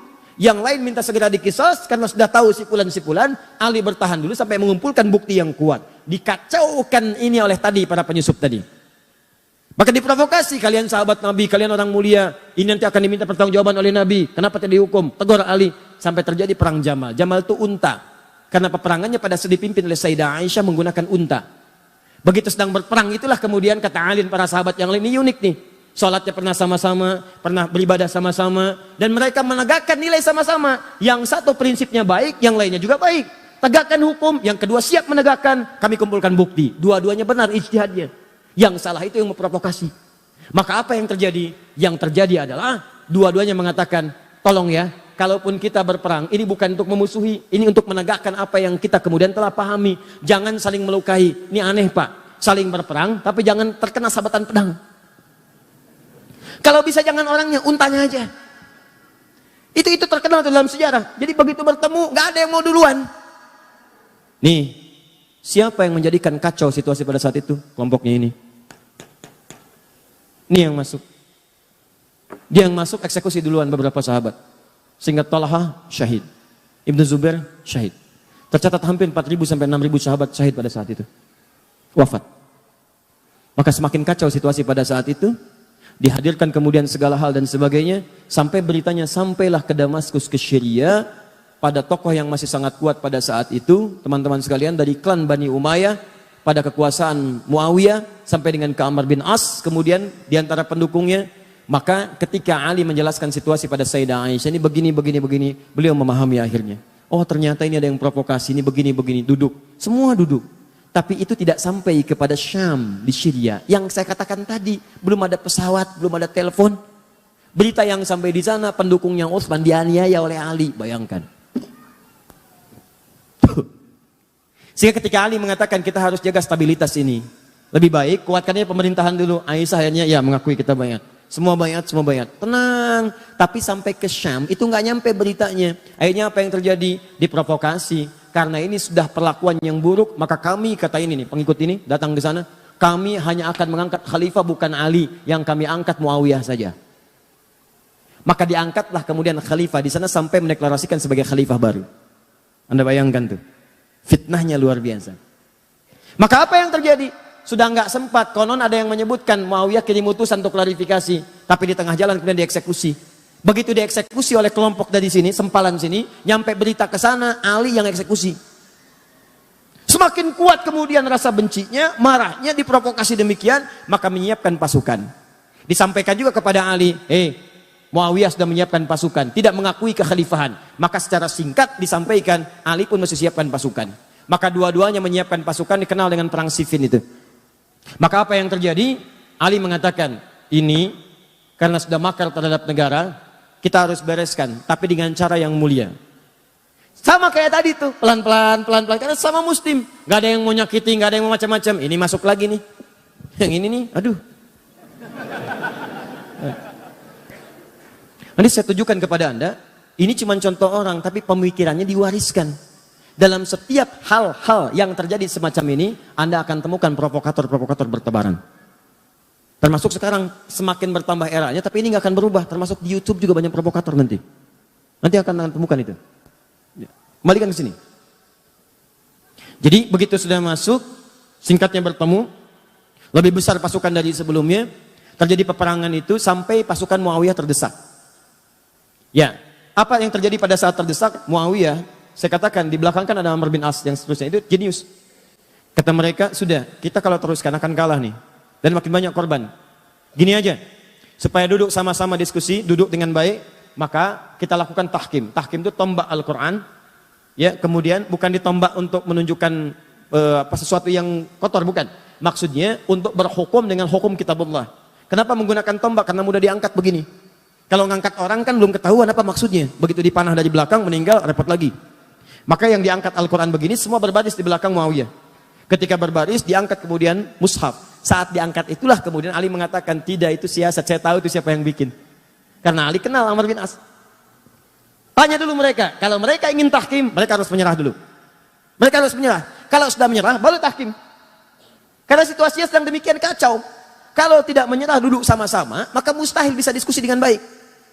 Ini Ali. Wah, ketika Ali perintahkan, terus dorong mereka sampai mereka menyerah. Maka yang satu golongan mengatakan, Ali kamu nggak benar nih. Dalam fikih perang, kalau sudah ada yang tahkim mengangkat Al-Quran, hukumi dikembalikan kepada Allah, nggak boleh kita serang. Maka orang-orang ini langsung keluar dari barisan Ali. Keluar dalam bahasa Arab disebut dengan kharaja. Orangnya kharijun. Kalau keluar karena tidak sepakat dan keras sifatnya dan cenderung buruk keadaannya, maka dikenal dengan nama khawarij. Maka muncullah kemudian orang-orang golongan ekstrim baru. Dia mengatakan, lihat nih, Ali menyimpang. Kafir nih Ali. Kafir. Anda bayangkan tuh. Siapa mereka dibanding Ali? Ali itu menantu Nabi. Jaminan surga. Pemuda paling hebat, paling setia. Nyawanya dikorbankan bahkan untuk risalah Islam, bahkan untuk Nabi. Dalam peristiwa Isra Mi'raj, itu cuma ada 3 orang di rumah itu. Begitu akan berangkat, kata Nabi, Ali, kamu tidur di tempat tidur saya ya. Saya dengan Abu Bakar akan hijrah. Kamu yang gantikan di sini. Itu tahu tempat tidur Nabi itu yang jadi tujuan. 100 orang pemuda pasukan khusus sudah ngintai, taruhannya nyawa. Ali masih muda, Abu Bakar sudah sepuh, dengan Nabi mau berangkat. Apa kalimat Ali? Bala ya Rasulullah, siap, siap dengan nyawanya. Tidak pernah tertuliskan di buku sejarah manapun Ali protes. Misal ada kata-kata, ya Rasulullah, jangan saya, Abu Bakar aja yang tuaan dikit. Misalnya, enggak tuh. Ali, Abu Bakar begitu mulia. Teman Nabi, mertua Nabi, sahabat Nabi, hidup dengan Nabi, sehijrah dengan Nabi, wafat dikubur di samping Nabi, mulia. Hati-hati karena nanti setelah ini akan ada yang mengadu domba dengan semuanya. Perhatikan baik-baik. Wah, Ali begini, Ali begitu, kafir. Ini orang luar biasa nih. Baru belajar 1-2 hari udah nyebut Ali kafir. Kafir, kita keluar dari Ali. Orang-orang ini, nih, ini lagi kesini nih asalnya. Provokasi, Ali kafir nih, Ali nggak benar. Melanggar ketentuan Allah, kafir Ali, maka keluar dia. Mereka ini termasuk menyalahkan Muawiyah karena berontak kepada Ali, termasuk menyalahkan Ali karena tidak menyelesaikan itu dengan tahkim. Maka mereka memandang Muawiyah itu kafir, Ali kafir. Kanan kiri kafir. Ini kafir, ini kafir. Hukumnya wajib dibunuh. Ini yang kelak kemudian hari mengincar dan mengintai Muawiyah, Amr bin As, dan Ali bin Abi Thalib. Kubu sana, nih orangnya, Muawiyah, Amr bin As. Ini tokohnya nih, gara-gara dia nih berontak nih. Sini lagi, ini Ali nih, gak mau bertahan dengan hukum Allah. Bunuh, habisi semua. Maka mereka kembali disiapkanlah kemudian eksekutor. Dilihat di mana Muawiyah, di mana Amr bin As, di mana Ali. Maka disiap-siapkan pada satu subuh, direncanakan pembunuhan. Cuma takdir berkata lain. Ali datang ke masjid untuk menunaikan salat. Muawiyah konon diriwayatkan sedang sakit tidak bisa berangkat. Amr bin As bisa mengelak. Maka gagal pembunuhan kepada Muawiyah dan Amr bin As. Dan Ali kemudian wafat dalam tusukan-tusukan yang telah disiapkan oleh golongan-golongan ini. Kelak golongan ini bertransformasi, mewariskan pemikiran-pemikiran mereka, walaupun kelompok-kelompoknya itu tidak nampak ke permukaan. Sedikit tapi doktrin dia begitu jahat. Pokoknya kalau beda dengan mereka, kafir. Nih. Dan hukumnya bunuh, eksekusi, bom, apapun itu. Mau bom panci, bom kulkas, bom ini, bom itu. Pokoknya harus mati. Terus sekarang tuh. Makanya hati-hati ya. Saya ingatkan hati-hati nih. Ini yang saya katakan. Kita masuk kepada intinya. Ini termasuk tantangan dakwah di masa kini. Kalau Anda ikut pengajian, ikut taklim, dikit-dikit orang lain kafir. Dikit-dikit orang lain kafir. Wajib hukumnya dibunuh. Orang tua sendiri kafir. Wajib hukumnya disembelih. Tolong mikir dulu. Pikirkan dulu. Itu orang tua melahirkan antum. Mohon maaf ya, mohon maaf. Quran aja mengatakan, ini Al-Quran loh, Quran surah 31 ayat ke-15. Sekalipun antum ada yang masuk Islam, orang tuanya belum muslim. Antum duluan muslim misal, itu tidak boleh Anda menyakiti orang tua dalam urusan dunia. Dalam urusan akhirat silahkan beda-beda. Kalau diajak boleh nolak. Tapi dalam urusan dunia jangan sekali-kali Anda menyakitinya. Apa kata Allah? Fa in jahadaka ala an tusyrika bi ma laysa laka bihi ilmun fala tuti'huma. Kalau ada orang tua masih non muslim mengajak kepada perbuatan syirik, ngajak kamu ibadah lagi seperti mereka, kamu tolaklah dengan cara yang lembut. Jangan ditaati. Lihat. Wasahibhuma fid dunya ma'rufa. Tapi selama kamu hidup di dunia, maka perlakukan mereka dengan perlakuan yang indah. Kalau punya gaji lebih, berikan hadiah. Kalau punya makanan, bagi. Kalau punya rezeki melimpah, bagi. Dan saat itulah doakan kepada Allah supaya mereka mendapat hidayah. Tiba-tiba datang golongan ini mengatakan, kamu muslim ya? Muslim. Orang tua kamu kafir tuh, bunuh. Ini yang bahaya. Halal darahnya, tumpahkan darahnya. Ada orang pengen minta pendapat ke pemimpin, datang ke istana. Tumpahkan darahnya. Anda siapa? Nah ini kayak gini nih, tembak, bom, ini semua. Datang kemudian, ke Jalan Tamrin, bawa mobil, dar meledak. Itu yang dibom siapa? Yang meninggal siapa? Dan semua bertentangan dengan hukum Al-Quran. Katanya Anda berpedoman pada Quran. Kata Quran, buka kembali ayatnya teman-teman sekalian. Lihat lagi ayatnya. Siapa yang sengaja merencanakan pembunuhan? Wa may yaqtul mu'minan muta'ammida fajaza'uhu jahannam. An-Nisa ayat 91 sampai 92 itu. Siapa yang merencanakan pembunuhan pada satu orang sengaja apalagi dia beriman, maka balasannya neraka jahanam. Khalidan fiha, kekal di dalamnya, nggak pernah keluar. Anda mau haji, mau umrah, haji setahun sekali, umrah, baca Quran sampai khatam, sampai hafal, sampai jadi hafid, tapi sengaja merencanakan pembunuhan terhadap satu orang saja beriman, kata Allah nggak peduli, neraka jahanam, kekal di dalamnya.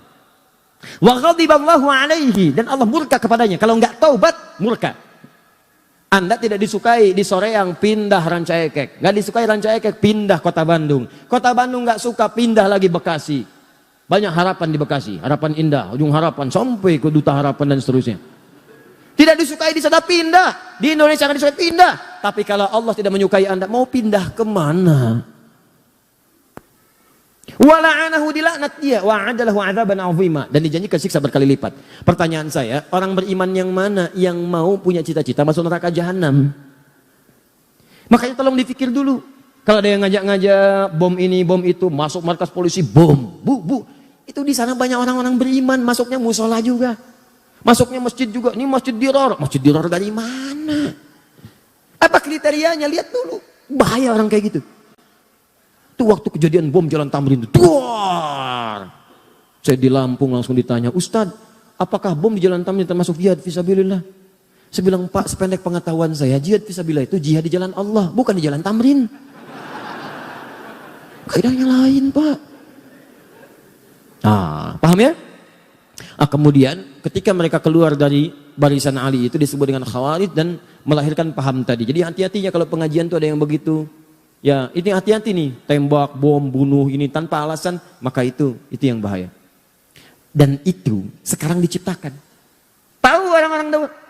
Karena yang buat dulu ini nih sama juga dibikin lagi kelompok-kelompok. Diciptakan di bawah. Ini doktrinnya dibawa lagi. Yang bikin siapa? Yang paling bahaya bukan umat Islam. Dibawa oleh orang-orang punya kepentingan untuk mencitrakan Islam itu buruk. Diciptakan golongan semacam ini, dikirim kemudian, kirim ke Syria, kirim ke ini, kirim ke itu. Muncullah kemudian orang-orang ekstrim. Tembak, bom, ini hancurkan. Makam dihancurkan, ini dihancurkan. Di mana ada ajaran Nabi menghancurkan makam? Itu paling bahaya. Hati-hati kalau ada ajakan-ajakan tuh di media sosial. Datang ke Syria, datang ke ini, datang ke itu. Tapi yang Anda lihat itu seperti ini nih.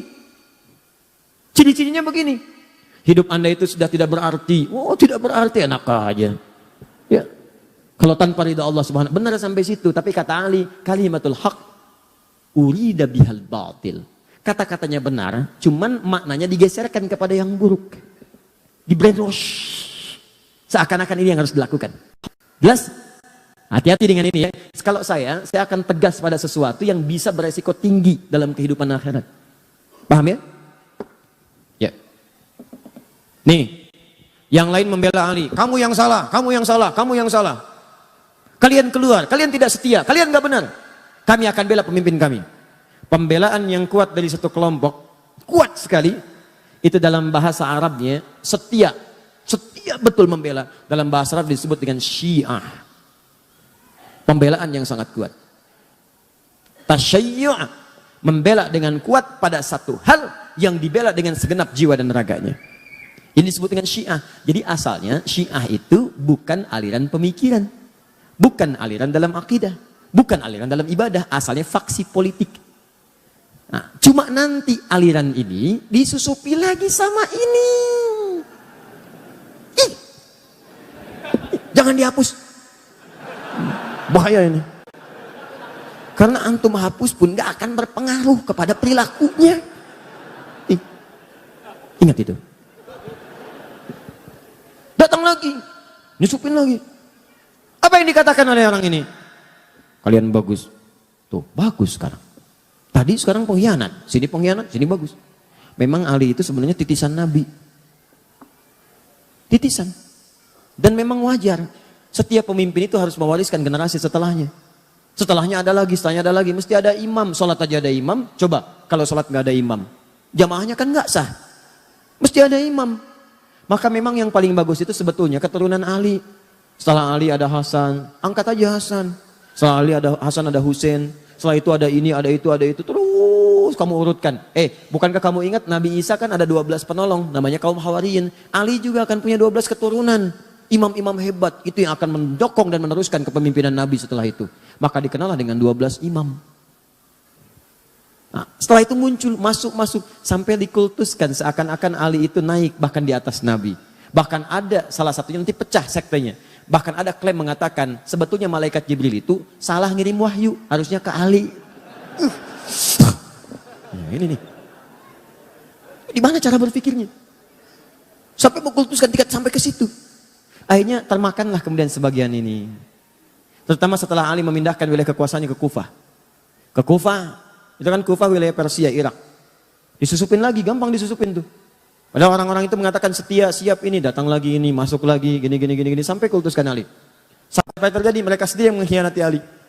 Mereka sendiri yang kutus orang untuk bunuh Ali. Mereka sendiri nanti yang akan melakukan hal yang sama kepada Al-Husain. Itu wafat kemudian di Karbala dan sebagainya. Apa yang terjadi? Begitu paham-paham ini disusupkan ke sini, saya agak cepat saja ya.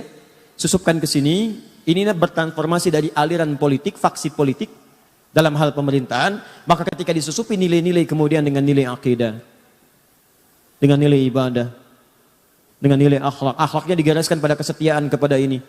Ali termasuk Ali bait, Ali termasuk ini, termasuk itu dan sebagainya. Kita sepakat Ali mulia. Ali mulia. Kata sahabat Nabi, menantu Nabi, keluar kita muliakan. Dan kita pun sepakat Abu Bakar mulia. Umar mulia, Uthman mulia. Jelas ya? Fair kan? Objektif kan? Objektif. Kita tidak ingin bermusuhan, kita gali sejarahnya, kita lihat. Kalau Abu Bakar tidak mulia, bagaimana mungkin jadi pendamping Nabi? Kalau Umar tidak mulia, bagaimana mungkin dipilih oleh Nabi sebagai orang yang pemberani? Membela Nabi. Kalau Utsman tidak mulia, bagaimana disebut dengan ahli surga? Tiba-tiba orang ini datang mengatakan, Abu Bakar, Umar dengan Utsman merampas hak Khalifah Ali. Dirampas oleh mereka. Hafsah itu begini, Aisyah sampai tuduhan yang sangat buruk kepada Aisyah. Buruk sekali. Disebut perempuan yang saya nggak bisa ungkapkan lah. Nggak nyaman gitu. Anda bayangkan ya, Anda kenal Abu Jahal? Udah ngapus yang salah. Kenal Abu Jahal. Luar biasa. Cuma di sore yang tapi nggak apa-apa mas. Di Palembang ada yang kenal Fir'aun. Jadi sampai mana tadi? Nah, rampas. Aisyah dituduh. Anda bayangkan Abu Jahal aja, itu kan musuh Nabi paling buruk. Pengen bunuh Nabi. Tapi jangan lupa, dia punya anak namanya Ikrimah. Seorang pemuda, ahli berkuda, pembela Nabi. Apa yang terjadi? Pertama, jangan suka menjudge orang lain. Boleh jadi keturunannya tidak seperti atasnya. Atau sebaliknya. Yang kedua, ketika Ikrimah sedang berada di lingkungan sahabat, Nabi melarang mengungkit tentang ayahnya. Jangan bicarakan ayahnya, jangan menyinggung anaknya. Karena Ikrimah saudara kita. Seburuk-buruknya Abu Jahal, dilarang oleh Nabi digunjingkan langsung dekat keluarganya. Makanya saya sering katakan kepada Anda, bagaimana Anda bisa menggunjingkan istri Nabi SAW? Apa Anda tidak mau menjaga perasaan Nabi? Katanya cinta Nabi, tapi saat bersamaan Anda menyinggung Nabi. Dengan cara apa? Menyinggung sahabatnya, menyinggung istrinya dan sebagainya. Nah ini dimasukkan ke dalam doktrin ini, sehingga ini menjadi doktrin doktrin, dalam aliran-aliran kepercayaan, akidah, masuk kepada bahkan ranah ibadah dan sebagainya. Sampai mengatakan setelah ini berkumpul makin kuat, bahkan mengatakan, hadis-hadis pun ada yang ditukar. Yang benar hadisnya semua dari Ali. Yang lain salah semua. Maka ini punya koleksi sendiri. Bahkan cara salatnya sendiri. Bahkan keyakinannya beda sendiri. Mesti ada imam, mesti ada ini, mesti ada itu. Kalau tak taat pada imam maka dari segi keimanannya kurang. Mesti taat. Rukun Islamnya Islam, rukun imannya iman, tapi jumlahnya beda. Karena nanti ada kepatuhan iman pada imamah, pada imam.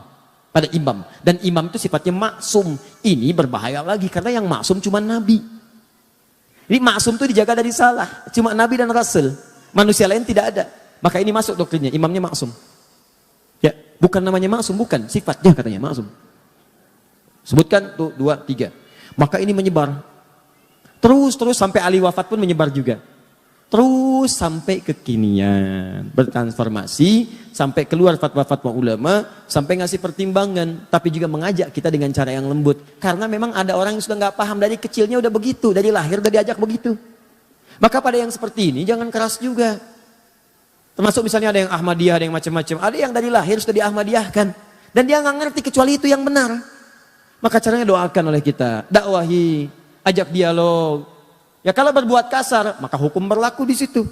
Ya ada perlindungan kebaikan. Tapi kalau tidak, dakwahi dengan cara yang benar. Makanya baca buku, baca sejarah. Kalau ada yang begini-begini kita bisa jawab.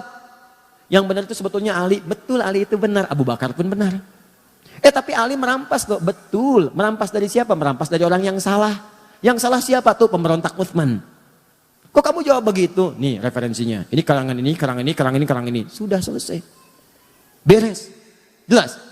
Maka keluarlah fatwa sampai dengan Syekh Muhammad Hashim bin Asy'ari, pendiri Jam'iyah Nahdlatul Ulama, 31 Januari tahun 1926. Beliau menulis satu kitab di antara 19 kitab, namanya Risalah Ahlus Sunnah wal Jamaah. Di halaman ke-10 beliau menyebutkan tentang ini. Syia. Kata beliau di halaman 9-nya, Faslun fi dhuhuril bid'ah fi ardi Jawa. Pasal tentang awal munculnya bid'ah di tanah Jawa. Bid'ah di sini bukan fikih, bid'ah tentang akidah. Firqah namanya. Kalau fikih madhab, kalau akidah firqah. Akidah itu udah ke aspek keyakinan. Kalau fikih tata cara ibadah.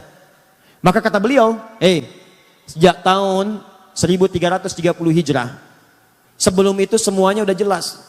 Madhabnya Ahlus Sunnah wal Jamaah. Wilayah Jawa itu madhabnya Imam Asy-Syafi'i. Sebutkan semuanya. Sampai tiba-tiba muncullah kemudian entah datangnya dari mana aliran-aliran yang menyimpang. Siapa di antara mereka? Halaman 10 paling bawah, lihat. Baris 1 sampai dengan 3. Wa minhum rafidhiyuna. Di antara mereka yang menyimpang itu yang masuk ke tanah Jawa, itu awal masuknya 1330 Hijrah. Sekarang 1440 Hijrah. Berarti berapa tahun yang lalu? 110 tahun. Di 110 tahun yang lalu. Kalau sekarang 2019, berapa tahun yang lalu?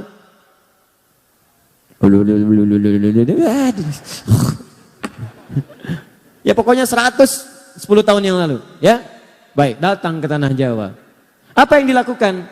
Rafidhiyun. Rafidhi itu menunjuk kepada orangnya. Rafid. Sifat yang disebut Rafidah. Apa Rafid itu? Menolak dengan cara yang kasar. Ya, radda, menolak. Tapi menolak dengan cara yang kasar. Rafadha. Minum mas. Terima kasih. Itu lembut. Ini minum mas. Non cianawan aing. Oh, luar biasa. Siawani ka aing, siawani aing sieun. Oh, pokoknya. Oh, itu rafadha namanya. Itu mas. Oh, begitu ditolak orangnya namanya rafid. Jamaknya rafidhiyun. Kenapa disebut dengan rafidhiyun? Karena mereka menolak keabsahan Khalifah Abu Bakar, Umar dengan Utsman. Tolak oleh mereka, enggak benar. Karena mereka menolak semua riwayat yang datang dari klan-klan ini. Hadisnya salah, ininya salah, keyakinannya salah. Mereka punya klan sendiri. Maka kata Syekh Hashim, lihat, yasubbuna sayyidana Abu Bakrin radhiyallahu ta'ala anhu wa Umar bin Khattab radhiyallahu ta'ala anhu. Mereka kerjaannya seringkali mencela Abu Bakar dan Umar khususnya. Cela habis. Cela, semua yang salah. Anaknya Abu Bakar cela. Pokoknya perlakuannya buruk gini. Hafsah anaknya Umar cela juga. Enggak layak jadi istri Nabi. Bahkan disebut Nabi itu dijebak. Bagaimana Nabi bisa terjebak? Perempuan tidak baik. Bagaimana Nabi bisa menikah dengan perempuan yang tidak baik? Ini kan akal kita aja menolaknya. Coba Anda bayangkan, tolong ya, pakai sedikitlah kecerdasan kita. Kita itu manusia, 90% akal kita itu, otak kita 90% cerdas. 5%-nya jenius. Lambat 5%, lambat itu bisa pindah naik. Tolong dari 90% pakai 1% aja. Masa iya Nabi ditipu sampai menikah dengan perempuan yang tidak baik? Bagaimana Allah bisa mengizinkan itu? Nabi kan maksum. Coba kita sadari dengan baik itu. Maka apa yang terjadi setelah itu? Dimunculkan ini semua. Kata Syekh Hashim, hati-hati dengan aliran ini. Wa yubaliguna hawa Sayyidina Ali bin Abi Thalib radhiyallahu ta'ala anhu. Dan mereka terlampau mengkultuskan Ali bin Abi Thalib. Kata beliau, kita menghormati Ali. Beliau keluarga Nabi, kita menyayanginya. Kita bersalat kepada Nabi dan keluarganya. Kita juga menyayangi Abu Bakar, disebutkan hadis-hadisnya. Menyayangi Umar disebutkan hadisnya. Hadis tentang berprasangka baik pada sahabat. Hadis berbuat baik pada sahabat. Bahkan beliau menukil hadis halaman 11 di pertengahan. Apa yang beliau katakan? Lihat, kata Nabi, mengutip kata-kata Nabi. Kalau Rasulullah SAW akan bersabda, apa yang beliau sampaikan? Akan datang pada satu masa bagi kalian. Akan datang di satu masa bagi kalian sekelompok orang yang mereka senang mencela sahabat-sahabat saya. Hadis selesai. Jika Anda menemui mereka, lihat ini. Fala tusalli bihim wala tusalli ma'ahum. Jangan salat dengan mereka, jangan disolatkan oleh mereka. Maksudnya mereka jadi imam, kalian makmum. Jangan berjamaah dengan mereka. Fala tunaqihuhum, jangan besanan dengan mereka. Tuh. Awas tuh. Keras sekali kalimatnya. Keras. Bahkan nanti ada nada-nada ancaman. Itu hadis Nabi disebutkan. Maksud beliau menampilkan ini ada perbuatan yang salah. Beliau bukan memaksudkan mencela orangnya. Nabi bukan memaksudkan memburuk-burukan orangnya, bukan. Maksudnya waspada, ini aliran sangat bahaya. Bisa memecah belah, bisa ribut nantinya. Maka cara kita adalah balas dengan cara-cara terbaik dengan menerangkan. Ini loh maksudnya awalnya begini. Paham ya? Nah, maka kalaupun ada di sekitaran kita yang seperti itu, pertama kita berdoa kepada Allah. Semoga mendapatkan hidayah untuk jadi baik dalam kehidupan. Yang kedua, kitanya pun belajar, baca lagi, baca sejarah, sehingga ketika nanti diskusi kita punya argumentasi, terangkan. Kalau sudah kita terangkan gak mau juga, itu pilihan masing-masing. Jelas ya? Dan itu dijamin oleh negara, pasal 29 ayat 2. Negara menjamin kemerdekaan tiap-tiap penduduk untuk memeluk agamanya masing-masing dan beribadah menurut agama dan kepercayaannya itu. Jelas ya? Nah, maka ini tantangan dakwah yang kedua selain tadi Khawarij. Kenapa saya sampaikan ini teman-teman? Karena ini kekinian bertransformasi dan banyak bertebaran di sekitaran kita sekarang. Saya tanya, ada paham-paham yang gampang mencap kafir yang lain? Ada, bahkan sekarang lebih dahsyat. Kalau dulu mikir-mikir dulu, bunuh, itu mikir dulu. Sekarang begitu mudahnya. Tebar bom, tebar ini, tembak, eksekusi dan sebagainya. Dan yang paling berbahaya, gerakannya masif lewat media sosial sekarang. Tahukah Anda? Saya beberapa pekan ke belakang ini sedang menyelesaikan kasus-kasus ini, masuknya ke pesantren. Anak-anak pesantren. Bahkan sempat saya duduk satu ruangan, kumpul anak pesantren. Pertanyaannya udah ada list mereka, hampir semua sama begitu. Ya, ini disebutkan, ini zalim, ini zalim, ini zalim. Berlaku hukum mati, berlaku, ya Allah. Saya lihat pelan-pelan, dari mana taunya? Dari Quran sini, Quran surat berapa? Ayat berapa? Nah, ayatnya sebelum itu apa? Ayat setelah itu apa? Riwayat dari siapa? Saya tuliskan. Kamu ini hafal Quran juga tidak, bacakan nggak mampu, bisa menyimpulkan hukum, tahu dari mana? Saya terangkan nih, Qurannya nih, ini ayatnya begini, buka mushafnya, lihat mushafnya halaman sekian, paling kanan sebelah bawah, lihat ini nih, sebelumnya ini, kaitannya dengan ayat yang ini, kaitan sebelumnya ayat yang ini, untuk menafsirkan ada namanya siyak, ada lihak, ada sibak. Ustaz apa itu lihak? Lihak itu bukan saudara kamu, lihak itu ini nih, siyak itu ini, terangkan. Setelah itu baru, oh bukan oh, sawah itu. Perbaiki begini. Wah, pelan-pelan berubah. Paham ya? Baik. Sama juga teman-teman sekalian dengan yang kedua ini juga waspada. Ini tidak disukai. Dan yang paling bahaya dari semua itu adalah awal mulanya muncul dari provokasi. Provokator itu termasuk kalangan orang-orang munafik itu yang langsung diisyaratkan oleh Al-Quran. Yang paling dahsyat tidak disebutkan nama-namanya. Dalam kaidah tafsir disebutkan, kalau ada informasi tidak disebutkan nama, tokoh, tempat, dan kejadiannya, ini menunjukkan kejadian itu akan berlangsung kembali di masa depan dengan tokoh-tokoh yang berbeda. Tantangan dakwah sekarang bukan muncul pada kelompok-kelompok ini semata, nama-nama dan sebagainya. Karena kita sudah paham dari sejarah. Yang paling bahaya itu adalah provokasi yang menyebar ke lingkungan dakwah. Dulu Ali disampaikan provokasi, diadu dengan Utsman, diadu dengan Sayyidah Aisyah, diadu dengan Tolha. Mereka ulama, paham fikih. Sekarang ulama juga diadu. Ustadz diadu. Masuk ke YouTube, Ustadz Adi diadu dengan Ustadz lain. Potong videonya, hajar 1, 2, 3, dimunculin tuh. Ah, itu juga sama, provokator. Itu keturunannya ini nih yang tadi yang gak dihapus nih. Sama.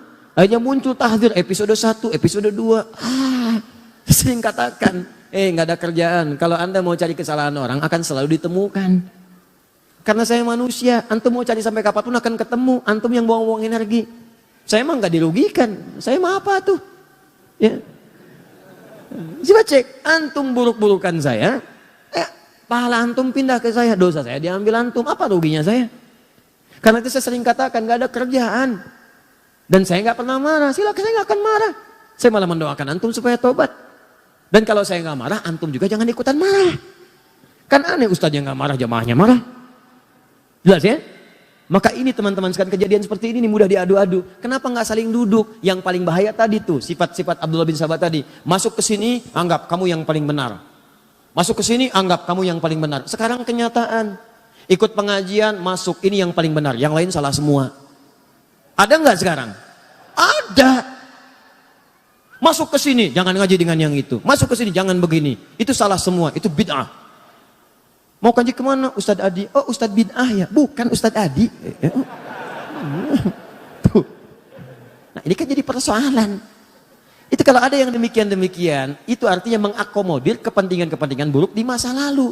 Yang paling aneh adalah Anda menjelek-jelekan Syiah. Anda menyalahkan Syiah dan benar salahnya. Tapi saat bersamaan Anda juga menerima provokasi di masa lalu. Itu kan aneh. Kenapa tidak saling duduk sama-sama duduk? Apa masalahnya?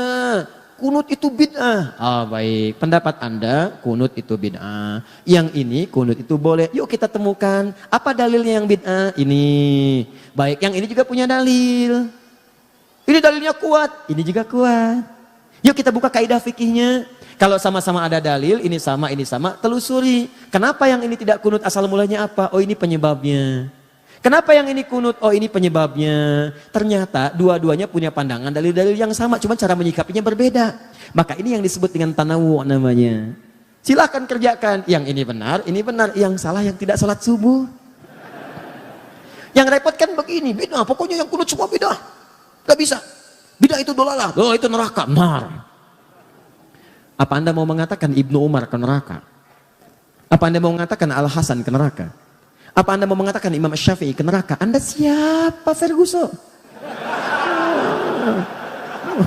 Enak aja. Kita lihat dulu. Ini kan agak aneh. Akhirnya apa yang terjadi? Masjidnya kosong. Kok bisa komplek di sini? Gara-gara paham tidak kunut, masjidnya kunut. Keluar dari komplek semua subuhan. Pindah ke tempat lain. Siapa yang memakmurkan di sini? Kalau ada yang kotor di lantai, jangan ditinggalkan rumahnya, sapu kotorannya. Itu. Dan saling berkenalan, diskusi kan enak. Antum kan tidak akan dihisap dengan kesalahan orang lain. Tapi kalau antum tidak pernah mau duduk, diskusi, ngobrol, bicara, kan pilihan kan masing-masing. Jangan sampai perbedaan pendapat membuat Anda tidak bisa minum teh bersama, duduk bareng-bareng. Ngopi, bagi yang ngopi. Duduk bicara, ta'aruf, kenalan dengan yang lainnya. Kan prinsipnya jelas, tak kenal maka tak. Bukan tak sayang ta'aruf bu. Ta'aruf, ibu kenal suami tetangga tidak harus sayang. Masa kenal suami tetangga, kenal dan langsung sayang? Tak kenal maka ta'aruf. Bisa aja. Udah. Jelas ya? Nah saya tanya. Fitnah ini dahsyat tidak? Dahsyat. Pengaruhnya terasa sampai sekarang? Sesuatu yang dahsyat terasa besar sampai juga tantangannya terus sampai kemana-mana akhirnya. Kemana-mana. Itu dalam bahasa Arab disebut dengan kubra namanya. Kubra. Maka muncul istilah fitnah kubra. Fitnah itu akhirnya menyebar kemana-mana lewat persoalan yang berbeda-beda. Akhirnya dengan tujuan yang sama mengarahkan keburukan pada kehidupan berkeprimanusiaan. Akhirnya saya menyarankan kepada semuanya hati-hati dengan indikasi-indikasi keburukan. Tapi kalau tidak sepakat, duduk dialogkan. Kecuali kalau tindakan sudah anarkis. Anarkis balas lagi dengan pembelaan-pembelaan yang benar yang dibenarkan oleh hukum. Jelas ya? Dan juga bagi siapapun termasuk pemirsa dimanapun Anda yang berada, jika tidak sepakat dengan bahasan ini, mari kita duduk, diskusi. Secara ilmiah. Ya, Anda punya referensi, kami punya referensi. Kalau referensi kami salah, jangan pernah merasa ingin membela kesalahan. Akui, oh ini keliru, yang benar ini. Kalau Anda benar, maka kita ikuti. Kalau saya benar, Anda salah, saya tidak paksa Anda mengikuti saya. Fair kan? Objektif ya? Nah, itu baru kita nyaman dalam belajar. Maka itulah inti materi kita pada hari ini. Nanti ada yang lain lagi. Apa yang lain lagi? Dahsyat dan sekarang terjadi. Dan kreativitasnya tinggi sampai masuk ke televisi.